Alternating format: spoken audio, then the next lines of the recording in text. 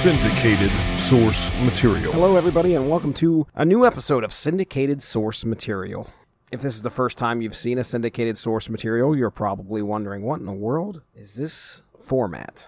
So, during the pandemic, I was re-releasing old episodes after going back in and editing them, cleaning them up a little bit, trying to put a shine on some really old and rusty stuff from the early days of this show, where my editing skills weren't the greatest, and putting together a nice tight show was kind of secondary to recording and just getting some content out there. The good thing is this episode didn't require a whole lot of editing. This is source material episode number 173, and we're releasing this in celebration of the new Ant-Man movie. So this is myself, Mark Radulich, and Ronnie Adams talking about Ant-Man Second Chance Man. Came out in 2015. So we hope you enjoy. Get out there and get to the theater and watch the latest Marvel movie when it releases. Looks like Ant-Man Quantumania is going to be pretty fun. Here it is, Ant-Man Second Chance Man. Welcome to Source Material. Tonight, we are going to be discussing a book that came out in 2015. We're tying this in with something, and I'll let the patriarch tell us all about that. Before we get to introducing him and turn it over to Mark Radulich, I'm going to I want to bring on the man, the myth, the legend, the host of the Screaming Boy podcast. His name is Ronnie Adams. Ronnie Adams, are you ready to talk some comic books tonight? Always am. All right, good deal. Mark Radulich, we're tying this in with something big that's going on right now in the old theaters, I believe. What is that? Well, Jesse, since you asked and clearly have no idea what's in the Cineplex near you, I'll tell you what we're going to be synergizing with, because nobody knows. Jurassic World Fallen Kingdom. Only I possess the knowledge of what movies are scheduled to come out when. It's not like you can look on the internet or see a movie poster anywhere near you. Ladies and gentlemen, much to Sicario 2, Day of the Dead.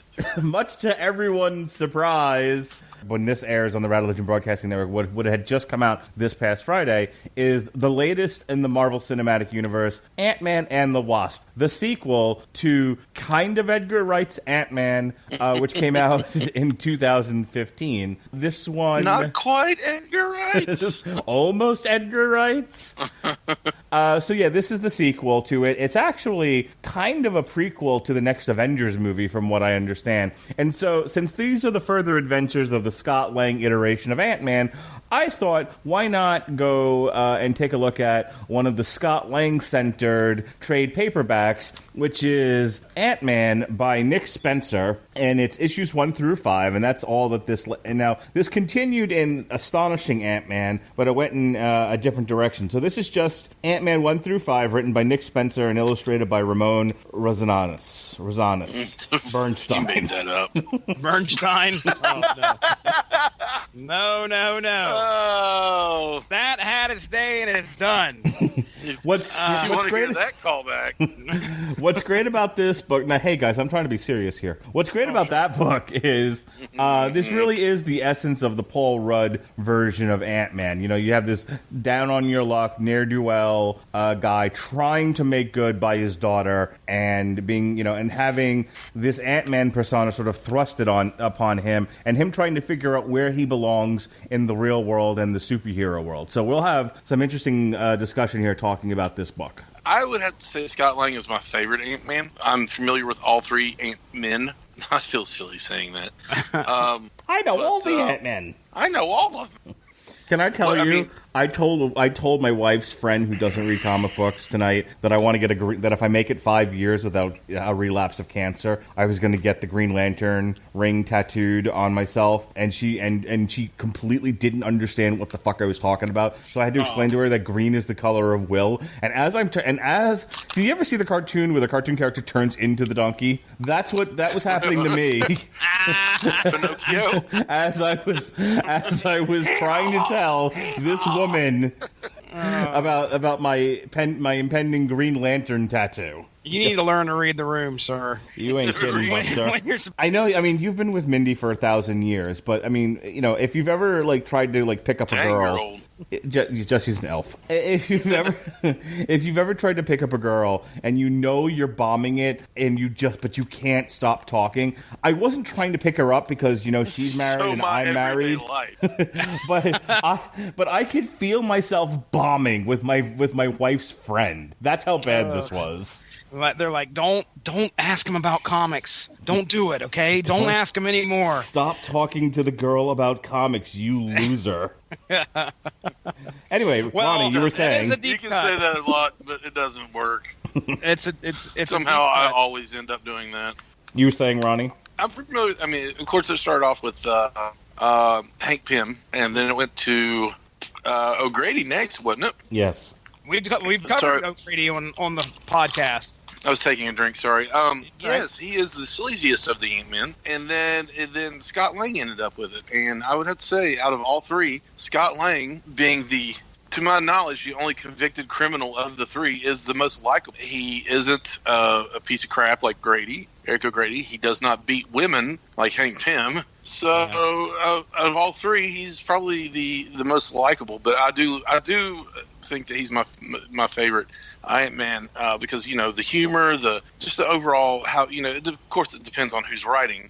He's also kind of the underdog. Mm-hmm. Nobody really expected him to be a superhero as good as he is. Yeah, I like him the most. Okay. The Ant-Man I knew was Hank Pym, the Ant-Man who beat his wife and created Ultron. Who basically they took the worst parts of Hank Pym and put it into the Marvel Cinematic Universe version of Tony Stark. So, yeah, I was not familiar with Scott Lang. When I knew they were doing the Scott Lang iteration of Ant-Man for the Ant-Man movie, I had to do some reading up on him and what he was. I had really no knowledge of him or Cassie or any of that. So this was a new experience for me reading about this because, like I said, everything I knew about Ant-Man, Hank Pym's one of the smartest people in the world. He's up there with Banner and Reed and all them. But he was also half a nut job who once or twice slapped Janet Van Dyne right across the puss.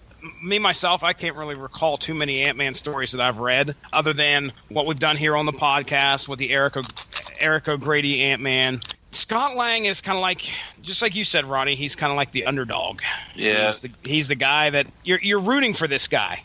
Oh, yeah, absolutely. You want him to do well, and they've definitely used that to their advantage in this story because that's you want well for Ant-Man here. Reformed criminal, but trying to stay on the righteous path, being a superhero. I know you've read a few things, or of Cassie, his daughter, in the Marvel universe. Yes, Stature. I think she was a part of the Initiative. That's what it was. The Initiative. The Initiative, Young Avengers, maybe Mighty Avengers that I can think of. Was she? Okay, good. I know she went by Stature, but maybe Giant Girl is what I remember. She's got 4 aliases here. Stature, Stinger, Ant Girl, and Giant Girl. Hey, I was right with Giant Girl. Yep. But so she basically has the same stuff as her, same powers as her dad. Yeah, she can grow. She's been exposed to Pym particles, and that's an important part of this story too, because we're going to kind of break it down, and Cassie plays a very important role. Let's go ahead and give props to the creative team real quick, and then what we will do is we will do a synopsis. Might be a little bit longer than usual, but if you guys feel like talking about something, hop in. If not, save it till the end. We'll talk about it then. All right, so the creative team, as Mark said, Nick Spencer, who, just from what I read, had got into comics, it looks like around 2010, maybe a little bit before that. Actually was a Cincinnati politician at one point. He was in politics in Cincinnati for a little while after comics didn't exactly pull through for him. And then he came back to comics, wrote some very notable titles for Marvel, Iron Man 2.0, wrote some of the Avengers. More importantly, recently he's taken over the writing duties for Spider-Man after Dan Slott. After Dan Slott left. Yeah. After Dan Slott left, Nick Spencer has taken over, and I've heard good things. Now, I can't think for the life of me if I've read anything that he's done in the past. He's got some independent books under his belt as well. Something called Existence 2.0, Forgetless, Shuttertown. So these are stories that I've never read. But after reading this story, I'll tell you right now, I'm definitely interested in more stuff that he's done. We'll talk about that a little bit more as we go. Rosanos, was that his name again? Did I say that right? Ramon Rosanas. I can tell you that the art's great in this book, as far as I can tell. It does its job. So again, you got to remember that Nick is the writer and Ramon's the guy that's got to put that to the page. They have a story to look at, and he's the one that's got to make it visible for us to enjoy, and he did a fine job, in my opinion. Here we go. Issue 1. Scott Lang, the current Ant-Man, down on his luck, trying to stay on the right side of the law, also has to balance the superhero side of things with being a divorcee and a single dad. Applying for and eventually getting the job as Stark Industries head of security, things take a turn when his ex-wife decides to move to Miami with his teenage daughter, Cassie. Forced to make a tough choice, Scott leaves Tony hanging and, without a word, heads to Miami to be closer to his daughter. Calling Miami his home, Scott now decides to spin off the idea that Stark had and creates his own security company. One of his first potential pitches is to a bank. It's actually just a loan application, if I remember right. He's just trying to get a loan. Man, it's so funny because he walks into every place and he's always got the suit on. Now, imagine here it's a business pitch or whatever, and he's got to kind of look the part. But there's so many times in this book where I noticed that he had the Ant-Man suit on. And I was like, wouldn't you... He's not shy about busting it out. No, he's not. Wouldn't you change at some point? So, okay. Well, he's using it for marketing purposes. Would you change at some point? Is my question. If I had the Ant-Man. suit, I know, dude. I would probably keep it on a lot as well. But I mean, there's points where he's just talking with his ex-wife, and she's like, I mean, dude, you got the suit on. He's just walking through the house. She is the worst ex-wife. She is the worst wife character since Adrian. Yeah, she's the worst. Oh, come on now. She's just trying to do right for her daughter. She's trying to do right for her daughter here. Don't stand up for her. She's terrible. Who would Don't have a mind of your own, Jesse. Who would stay in New York after everything that's gone on in New York City? And who would stay in there? You would get as far away as you could, and I don't blame her for wanting to get out of New York and move somewhere where a building isn't falling down every day because some stupid fight is going on, much like Kingdom Come. Need their fathers, and she doesn't give him any chance, at all. She's just riding him like a whore, like a bitch, and everything he does, she's just like, oh my God, you're putting your daughter in danger. Oh my God, you're not doing enough. This poor guy is trying to do you know how hard it is to get a job when you've got a felony on your record? And this man was an Avenger. No. All right, it's hard. And this man was an Avenger. Okay, this is a ridiculous character, and I kept waiting for her to get hit by a truck. Huh. I will tell you that I believe that Scott should have hung up the suit. Why? He should have hung up the suit because that suit we haven't even got there yet to what is going to be the crux of this whole book. That suit is money. It's clearly him. And that should not be what he's concerned about. His daughter is the one he should be concerned about. And we're going to get there. So one of his first potential pitches is to a bank. Going further than your normal business pitch, he cuts the electric to the bank and exposes all of the security flaws, unlocking all of the vaults. Unfortunately, secretly stowed away in one of the vaults is the villainous robot Nazi Gold,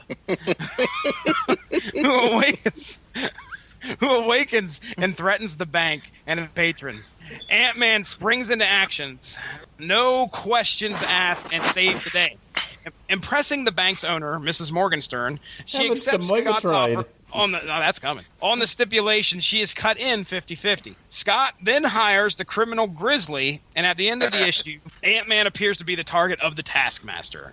It's funny that in a lot of, not a lot, but in several movies you see that the big secret is somebody's hiding actual literal Nazi gold in a bank somewhere, that some big hoity-toity bank that the richest of the whitest of people can gain access to. In this one, they changed Nazi gold to a robot named Nazi Gold, so it's holding Nazi gold, who is an actual villain, which I find hysterical. But that's what caught me off guard. Yeah. That and Taskmaster. Taskmaster is the greatest cleanup batter in the history of villains. you know, or just a substitute. Oh, you can't get Green Goblin or somebody. Just send in Taskmaster. You know, he'll take care of it, or he'll do it. He needs some cash. Like with a power set like that, then the man can take on Captain America one-on-one and almost win. You know, and he carries a shield and a sword and uses guns but can fight like a maniac. But they're like, he's definitely B-list, and it makes me feel bad for him, even though he's a villain. What do you think of Grizzly? Because you said you've had you love the way he was portrayed in the book. I mean, is this a character that you've run into before? But briefly, I mean, he's just one of those write-off characters. You need a bad guy, you need somebody that can lift a car. Yeah, here's Grizzly. But in this one, he's got an actual personality. He's really funny. He is. He's really super funny. I appreciate that, him having humor behind him. It's just a down his luck guy needs a little boost, and he doesn't always have to be a villain. He can be a good guy. Yeah, he you know, and he proves that. But crime is easier, I guess. I just like how he was portrayed in this. Not only does he lift heavy things, but he has a soul. Yeah, I like the way that they introduce him as he's attacking Scott Lang, and he's blaming him for putting him on the raft, I think. And Scott's like, wait a second, that wasn't me. I think you got me confused with somebody else. He's like, who? What are you talking about? There was a guy by the name of Eric O'Grady. I'm like, oh, boy, here we go. Yeah. So yeah, and then he's like, oh, well, I'm sorry. And they sit down. Yeah, my bad. That was good stuff. I like that whole setup, you know, where he goes into the bank and he's like, I need $1,000 or $2, give or take. He's like, my address is NA. You know what I liked about this book? It's often been, like, books like Damage Control or whatever always deal with sort of the funny side of comic books, which is, like, how do these people eat? Like, what do they do for money? Now, obviously, some people, Superman worked as a reporter, and he drew a paycheck that way. Batman was a billionaire. Tony Stark owns his own company. But as you go down the road of the C and D list characters, and it's like, well, I'm an Avenger. Okay, but does that pay? You know, like, how do you make money? How do you have a life? And what I liked about this book, you know, overall, it wasn't, they didn't he's not just fighting bad guys. He's trying to put together his life that's a shambles. And it's little things like, I want to start a business. I'm going to use my costume. It's like a Booster Gold kind of a thing. You know, I'm going to use my costume to market myself because that's a brand. It's a brand that people identify with. It's a brand that has value. And so I'll use that to market the one skill I have. I love the fact that he kept saying, who better to protect your stuff than the guy who's stolen your stuff? That's where I was going to. The billboard. Yeah. The billboard that he puts his money into that says Ant-Man Security Solutions. Who knows how to not get your stuff stolen better than the guy who used to steal your stuff? And it's got a picture of Iron Man with 2 thumbs up that says, I'd hire him. Oh, my God. I laughed so... That was hysterical. Dude, I laughed so hard in the next panel where the executive or the lawyer or whatever is showing him the billboard, and it's just a one-word response: sue. Oh, it's good stuff. But like I said, I liked all of that. I like the fact that Scott Lang's a real guy. If he's probably, like, if you think about all the people that we've talked about over the past year, I think in different ways we can identify with the Supermans and Batmans. But as far as being just a dude trying to figure out how to navigate this crazy world where you can't afford shit and you know, and life gets out of hand way too easily, Scott Lang is probably the most identifiable dude character that us 3 schmoes could possibly ever identify with. Every single one of us could possibly be in the position that he's in. You know, where you're broken up from your family and you're trying to do right and you can't seem to get your shit together and you're genuinely a decent guy. You just can't seem to get ahead of the tidal wave of shit that keeps drowning you. Thank goodness. You know, I'm happily married, but, you know, I am a product of divorce. You know, my mom and my dad got divorced I think when I was 2 years old. So I grew up like that. I know, Mark, you mentioned, I think on the podcast, you have an ex-wife, but could you imagine having to deal with having a kid as well? Yes, and that's why we don't. I'm going to bring up my wife's ex-boyfriend who had a kid out of wedlock. She's the same age as my daughter, so 7 years. I spent the last 7 years fighting to see her. So, where, like, the mother of that particular child has broken every single agreement and has failed to live up to her end of every single court-written bargain, essentially. Any order that she's had, any agreement that they've had, she has not lived up to. And he has spent the better part of 7 years fighting to see this girl, including being accused of molesting her, by the way, which he did not do. Yeah. Wow. So he's had to, and he just had a victory where he was actually able to see her, after 7 long years. But yeah, could I imagine it? It sounds like the worst nightmare ever, and I know exactly what it's like because I've seen this guy go through it. It changes a person. I've watched it happen with our family members recently. Some of that shit's going on with some people that are close to us, where something happened and now there's a divorce. They've had a kid who's about 8 years old. The dad's got to try and figure out a way to deal with the fact that he's not going to be there with his son anymore. Or at least not every day, and it's changed him. It's something that's. I couldn't do it. I honestly, Melissa would have to do something incredibly heinous for me to walk out of this family because of the possibility that she could be one of these people that keeps me away from my kids, and nothing is worth it. This funny story took a dark turn, but I think it's worth talking about because. Quick, somebody make a fart joke. Wait. I got it. Penis. Don't do it. Oh, there we go. Wait. Issue 3. Attempting to do work for his first client, securing a paperclip warehouse, we find that Taskmaster actually set up Scott in order to keep him busy while his daughter Cassie is kidnapped. Who would hire Taskmaster to do this? A man by the name of Augustine Cross, daughter of Darren Cross, an enemy that Scott fell long ago. Augustine's plot? Abduct a doctor by the name of Erica Sondheim, forcing her to bring back his father. A man Dr. Sondheim dealt with before, as he had forced her to continually replace his heart with the working heart of homeless men. That's weird, but okay. How this involves Cassie, we do not know yet. We do know that what led to Darren and Scott's final encounter was when Cassie was undergoing surgery performed by Dr. Sondheim as well. We have yet to find out how this all ties together. In issue 4, Scott must make his way to rescue his daughter Cassie. But unfortunately, Cross Industries have their building anti-Ant-Man. I made that up myself. Anti-Ant-Man. You kidding me? Enter a new employee. Grizzly finds a friend from the local Supervillains Anonymous by the name of Machinesmith, a former villain who eats batteries and can easily manipulate electronics and machinery.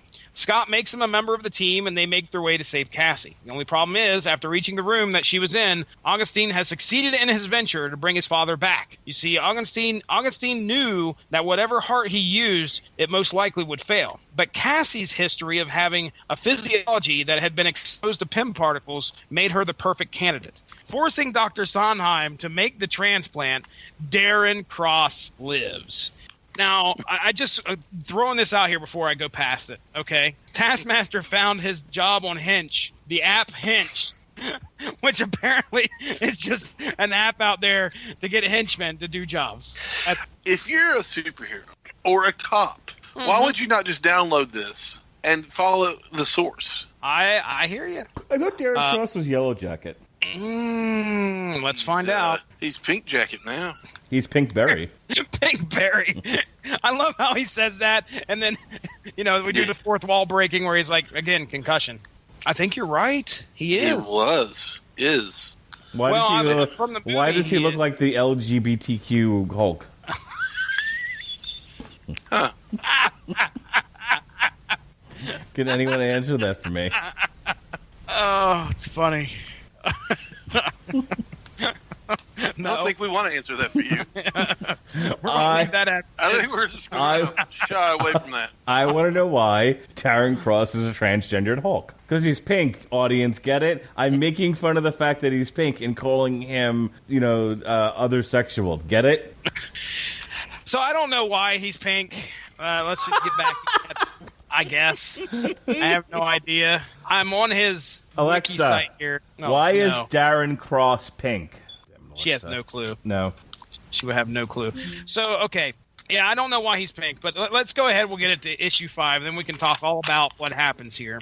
The big crazy inconsistency of the story, which I may have to pull up the page just to figure out what the good doctor said happened. But all right, since realizing that he was suffering from a rare heart condition, Darren Cross underwent a radical surgery procedure. Dr. Erica Soundheim implanted an experimental but sophisticated nuclear organic pacemaker in order to prolong Cross's life. However, Cross implant increased the size of his entire circulatory system, and as a result, it mutated his body, making him LGBTQ.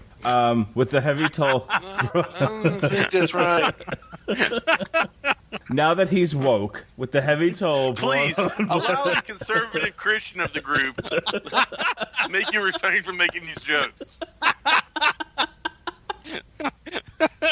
With the heavy toll brought on by the implant in his wokeness, Cross had to undergo a continuous lapse in the heart transplants, and since an ordinary human heart cannot sustain his augmented body, Dr. Soundheim would have to alter each donor's physiology. Soundheim was trailed by Scott Lang, a man who had stolen Hank Pym's Ant-Man suit in order to save Soundheim, who was the only person who could perform life-saving surgery on his daughter Cassie. Cross battled Ant-Man and died from the resulting stress caused to his heart. The company was later taken over by Darren's son Augustine and his brother William.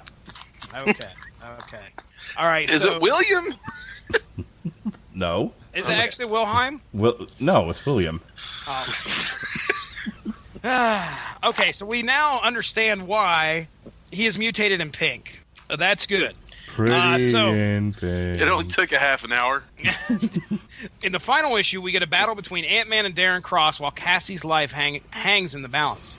Just as Darren appears to have the upper hand, he begins to shrink, as at the time he does not have control over the Pym particles coursing through his body. Scott allows him to escape, focusing on his daughter.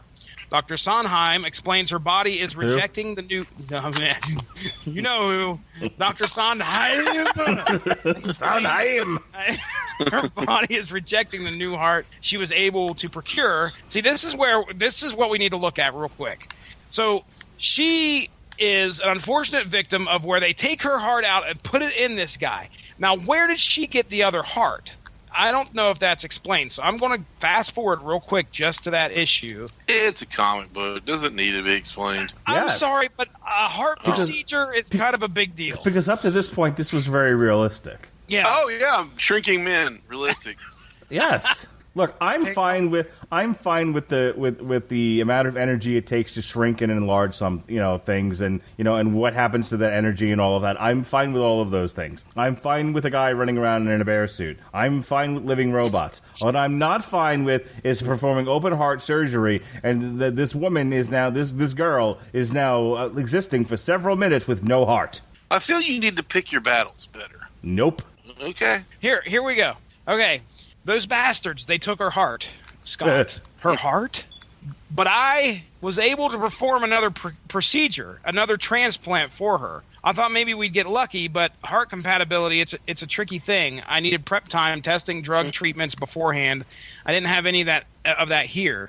So, my okay. extra one. Yeah, first off, they force her at gunpoint, and they say, okay, look, you're going to make this transplant. We're going to abduct Cassie. I really don't think... The only thing that I can think of is they took... Well, no, that I don't even think his heart was good. Darren Cross's heart wasn't good because he was in suspended animation and dead because his heart gave out. So I don't know if she just had an extra heart laying around or if they okay, we got to have a backup just in case this one doesn't work, which I could maybe give that some credence considering they knew that her heart was going to be too small to begin with to go into this large man. They're kind of banking banking everything that they had on the Pym particles enlarging the heart. But I don't know. That's the only thing. That's the only explanation I can give. But either way, Cassie's body's rejecting the new heart that was put in there. In order to save things, Scott shrinks down and enters Cassie's bloodstream, fighting off her own body's defense mechanisms, allowing the transplant to take hold. After saving her, Scott realizes that the life that he leads will always endanger his daughter, and soon makes the difficult decision he should return to New York to allow her to try to lead a normal life. I think if the son could have figured out another way to bring back his dad, he would have without having to engage with Ant-Man. At this stage, I'm getting the sense that a lot of the villains have been beaten so many times in the last 100 years in the Marvel Universe. The way that a lot of the villains are written are, is like, look, we're trying to make money without engaging the superheroes because we always lose and it's not really worth it. So I get the idea that if he could have brought his dad back without Cassie or without dealing with Ant-Man, he would have. And as far as Ant-Man using the suit, again, just because you're out there stopping bank robberies and terrorists doesn't necessarily mean you got enough money to, for a mortgage and groceries. And I think it's a realistic portrayal of a superhero in 2018. I don't think Stan Lee and Jack Kirby really had to deal with these things because people were looking for some escapism, and I think they rode that for all that it's worth. And now I don't know. I mean, I'm sure there are people who go to comics for escapism still, but I think there's an element out there that try to find some relatability in their comic books. And like I said, this is a very relatable situation. It's been on here before, Matt Fraction's Hawkeye. Mm-hmm. Super relatable because he's just a dude that is trying to make his life work. He's protecting his apartment building from the bro squad. There's very little action that takes part in that book, and it's still so good. It's so good. Yeah. And one of the best ones is from the viewpoint of Lucky the dog, Pizza Dog. Dog. Which is probably my favorite character out of that whole book. I mean, I love everybody and how they portray. Other superheroes show up or whatever, but it doesn't really show any quote unquote superhero action. There's no life threatening craziness going on. If there was, it shows right after it. And then when Jessica Drew, Black Widow, and Bobby Morris, Mockingbird. Yeah. Yeah, Spider-Woman, Black Widow, and Mockingbird all show up because, oh crap, it's my ex-wife, my ex-girlfriend, and my current girlfriend. It's not, here come my teammates. Here come the Avengers. It's real life. Here comes my ex, my two exes, and my current. Yep. And why are they all hanging out together? This isn't good. And it's just like something out of a movie or a TV show, a comedy of, oh crap, I'm caught in the middle of it. And so I really enjoyed that, and I enjoyed this because there are your superhero moments in it, supervillain versus superhero, but it's still very relatable. Mm-hmm. There's a part in page 3, and I'm sorry, Mark, but I'm going to give Peggy some credit here. Nope. Okay, Peggy's getting some credit. No, but there's a part in issue 3 where Scott says, I just really don't think let's try that again. I just really don't think one of us being away from Cassie is the way to go. She needs us both right now. And it's not like I'm not meeting you in the middle here, right? You said it yourself. There's no costume crazy stuff here in Miami. And then she chimes in and she says, except the one you brought with you. All right, exactly. I'm going to stop you right there. I'm going to paraphrase The Hobbit here in saying that it takes an awful lot of courage to leave your front door. There's any number of things trying to kill you. Okay, you, Jesse Starcher, could, on your way to work, could be hit by an asteroid, or just get into a fender bender. Either way, you could spill hot coffee on your nuts. Life is dangerous. Sit on your nuts. You could sit on your nuts. Who hasn't sat on the nuts? I have not. A grizzly bear could wander into your office and maul everybody. You don't know, Jesse. You think you're living a safe life. You think you've got everything all laid out and protected, and you think, okay, if I just do these things, nothing will bother me. And then, bammo, attacked by bats. Okay, you don't know. Is what I'm trying. Is what I'm trying to say. Fair point, Mark Radley. But my question to that is, where are you working now, Jesse? That bears and bats are going to attack you at any moment. A bear could come out of the atmosphere and land in his lap. What? You don't know. I don't need that. I don't need that. When did bears start flying? Jesse, honestly. Anywhere you go, there's crime. Everywhere you go, there's crime. And in a world where some of that crime is done by people wearing fancy suits, everywhere you go, there's going to be crime with fancy suits. She's being ridiculous. I mean, look at Runaways. They're on the left coast. I hate it when people say that. Nothing ever really happens out on the West Coast. I mean, they did a whole Avengers storyline with it, and nothing came of it. Really. They had to do time travel to make it up. But there's costume crime everywhere in this world. I'm with Mark on this. I don't give her any leeway whatsoever. Okay. All right. Well, there's a lot of conflict here with the fact that he's a superhero who has kids, and there's probably been a few conversations we've had on this podcast about that whole dynamic, or the people that, you know, talking about Spider-Man, those people, should he have a secret identity, should he not? You know, he puts those people in danger because he is known as Peter Parker. For as funny as this book is, I mean, I want to talk about, Mark, were you entertained? Was this a pretty funny book? Ant-Man Second Chance, man, is a very funny book. First of all, I thought it was kind of meta. You know, obviously there's a lot of breaking the fourth wall. I mean, it wasn't quite Deadpool, but he's acknowledging that he's narrating the story. And hello? And are you making balloon animals?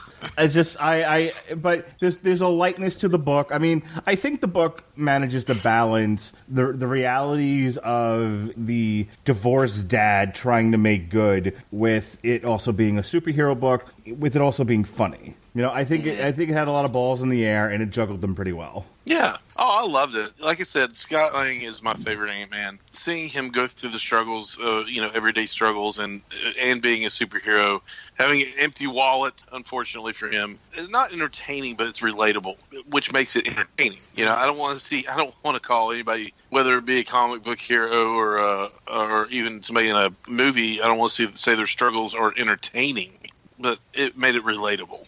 One of the things that they said on his wiki was that most of his work, Nick Spencer, most of his work is like doing crime noir writing. So this was different. Yeah, I was going to say, this kind of feels removed from that. No, I could see that with this, because this was sort of taking the hard-boiled detective story and slapping a bit of superhero on top of it. Okay, all right. I definitely saw that. Okay. Well, that and the Miami Vice cover with Grizzly. Dude, that was perfect. That was incredible. God, I want to hang that on my wall. Yeah. I just want to say that I really enjoyed his writing on this book. Nick Spencer is probably another person that I'm going to seek out a little bit more work from them. I am really glad that gave him the reins to Spider-Man, because I would actually like to see what he does with Spider-Man. There's probably like one or two issues, because that was updated in March, and I think he took over probably within the last month or so, probably after Threat Level Red or Going Down Swinging or whichever those ones were done. And Dan Slott made his exit, and in come Nick Spencer. So I really enjoyed this. I had a good time. It seems like both Ant-Man books that we've done on here, Ronnie Adams, have actually been really good books. In the hands of a good writer, this character and all his abilities can be used to keep the story entertaining, and I like bits and pieces of that as we've gone through the story. So, thank you very much for joining us.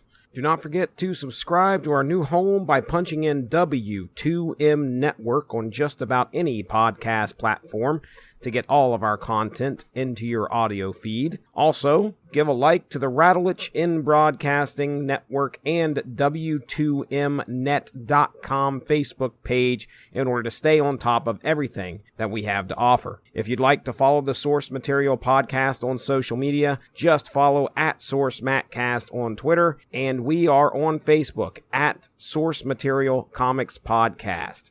If you enjoyed what you heard, please feel free to share. We look forward to entertaining you again soon.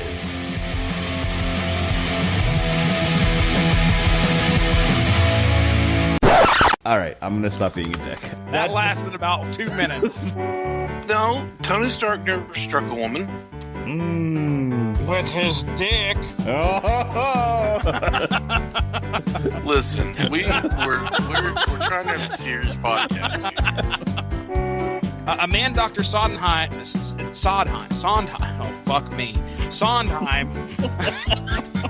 forcing Dr. Sondheim.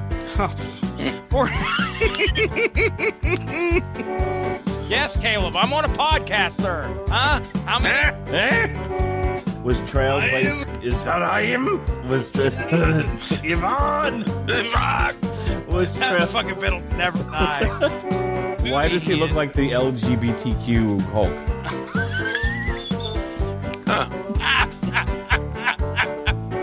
It's raining Beth, rawr. Hallelujah. Roar. Hit it, Darren. Oh my God, no! Shut up! You went left and then you said east. I know! I got it mixed up! I don't know directions. Some people go both ways. Oh my gosh. Hit it, Darren.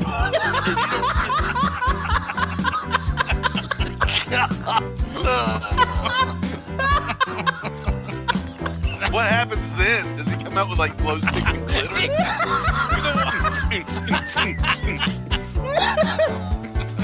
That's how he fights. He fights Ant-Man with glow sticks and dance moves. 20 minutes later. To some people.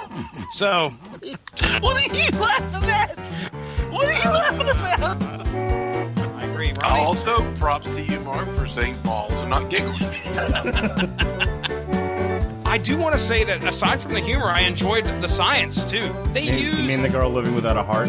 You mean a man can't shrink to the size of an ant or grow to the size of a building? Astounding! A man can become a building. I'm starting a new spreadsheet of shit I should have never said. just And number was one on one that thing I is, should've hey, never Mark, I can do a podcast. All right. When you're hearing this, you're listening.